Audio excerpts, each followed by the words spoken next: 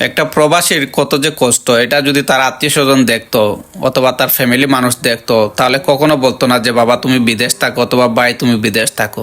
প্রতিটা প্রবাসীর ফ্যামিলির মানুষই বলতো যে তুমি দেশে চলে আসো, এত কষ্ট নিয়ে বিদেশ থাকার দরকার নাই। একমাত্র প্রবাসীরাই জানে যে বিদেশ তারা কত কষ্টের মধ্যে আছে এবং তারা কত কষ্ট করতেছে। আত্মীয় স্বজনকে ছাড়া এই দেশে থাকাটা কত কষ্ট সেটা আসলে কখনো কেউ বুঝতে চায় না। আত্মীয় স্বজন ফ্রেন্ড সার্কেল সবাই ভাবে যে হারামি বিমানে ওঠার পর সবাইকে ভুলে গেছে, কিন্তু আসলে কেউ কখনো কাউকে ভুলে যায় নাই। আপনাদের এই ভুল ধারণা সবসময় ভুলই থেকে গেল, কখনো আপনারা আসলে পরিবর্তন হতে পারলেন না। কারণ বিমানে ওঠার পর একটা প্রবাসী বুঝতে পারে যে তার কত সুখের একটা সময় পার করে এই দূরপ্রবাসে এসেছে এবং এখানে এসে সে কত কষ্ট করতেছে, এটা কখনো আত্মীয় স্বজন বুঝতে চায় না।